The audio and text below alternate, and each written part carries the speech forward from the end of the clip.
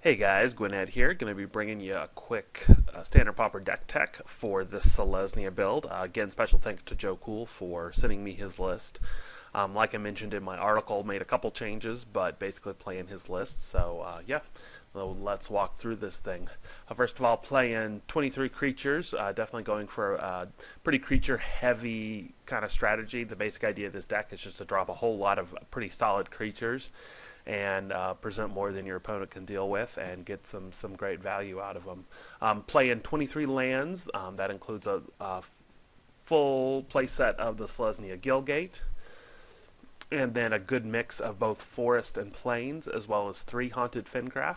I know some people have played the full list, but this deck has enough different mana requirements that I really wanted to kind of push those down as much as I could, particularly since I'm not playing any of the Evolving Wilds, another change that I made from Joe's list. I don't feel like, even with the mana requirements, that it really needs that many come into play tapped lands. I'd rather have the mana available quickly, and playing the Caravan Vigil helps with that as well. This usually helps you get the particular ones you need. Again, Joe's list is playing 3 of these. I dropped it down to 2. Basically, the rule of thumb is that if you've got an effect that creates mana, generally speaking, for every 2 of those, you can take out a single land. So this is playing the full 24 lands. That might be a little much, but the deck list obviously does go all the way up to 5 mana, and so having access to mana is pretty important. So let's start out just by looking at the creatures. Playing 4 copies of Elven Visionary. This is just a nice, Elvish Visionary. This is just a nice card against aggro. It's never a dead draw.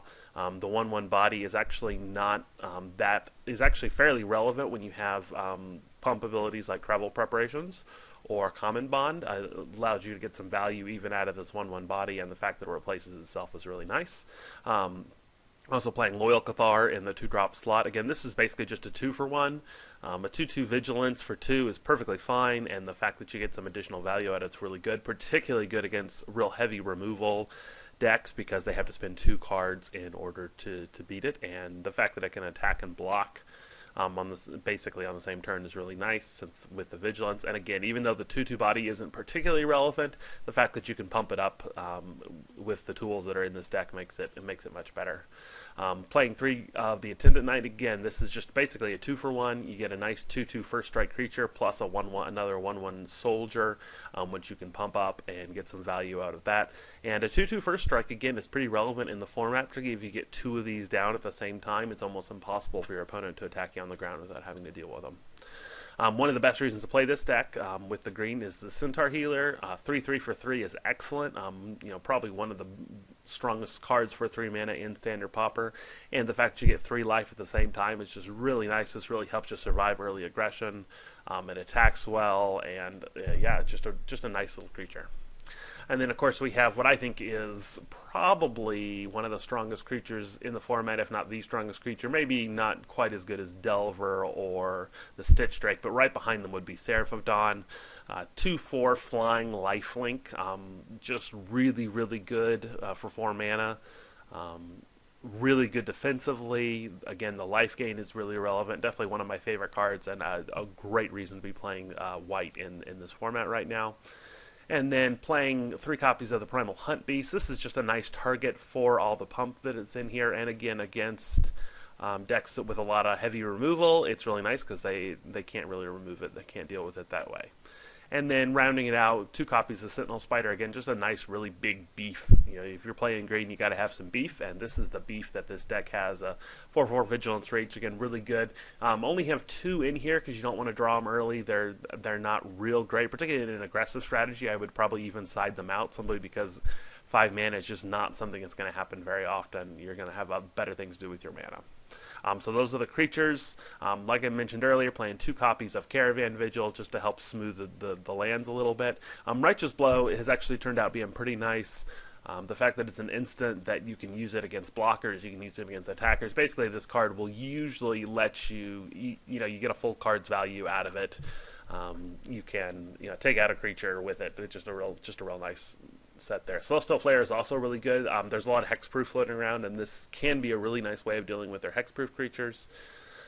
It in a pinch also acts as there's I can't remember the name of it now, it slipped my mind. The 1-mana destroy target blocking smite. It basically works as a smite in a pinch as well. It's just a nice, really solid removal spell for white. And then playing 3 copies of Pacifism as well, just, the default way for white to deal with other creatures. So that's very nice. And then playing 3 copies of Travel Preparation, just, again, a little bit of a 2-for-1. I guess it's not really a 2-for-1. You're getting a 1/1 counter on 2 different creatures, which is maybe not a card's worth in value. It's not, that would be pretty subpar. It's not bad, but it's not great.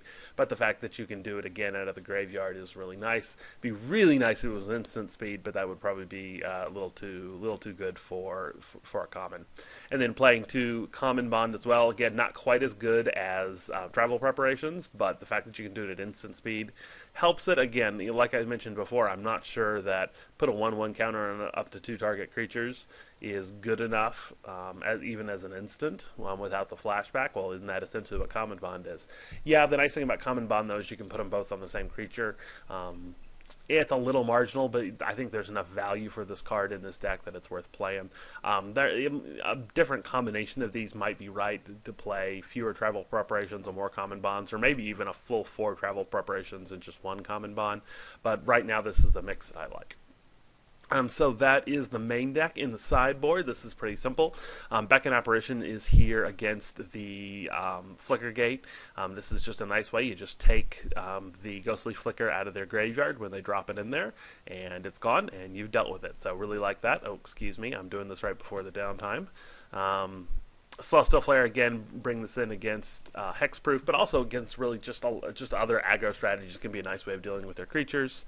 Ray of Revelation is in here for the Hexproof matchup as well. Again, you can destroy 2 of their enchantments. The fact that it's an instance really nice.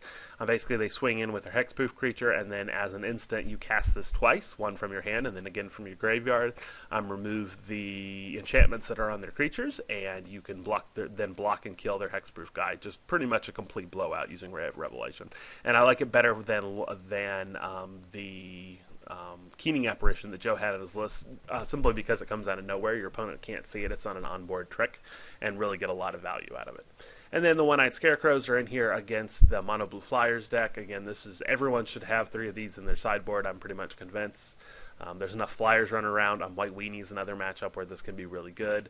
You get 2 of these out, and you can pretty much say goodbye to all their Flyers because they just become pretty irrelevant, and blue doesn't really have a nice way of dealing with artifacts. And then other 2 cards that I'm trying out, Pay No Heed. This is just kind of an all-around nice trick.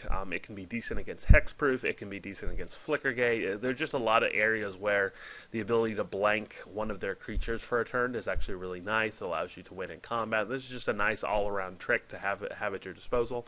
And then Cloud Shift. There's enough cards here that get value when they're flickered. Elvish Visionary, Loyal Cathar, Centaur Healer, Attendant Knight, that I thought I wanted to try Cloud Shift again against a real heavy removal deck. This is just another nice trick. Allows you not only to save your guy, but then also to get some additional value out of any come into play abilities.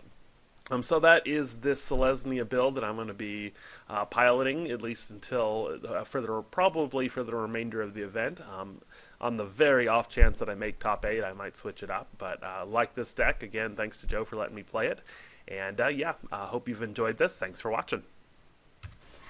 In closing, let me remind you, you can keep up with all my writings and articles by following me on Twitter at the username gwyned42. That's GWYNED and the number 42. I also regularly publish articles over at puremtgo.com. Search for me by the username gwyned on that site, or find the link in the description of this video.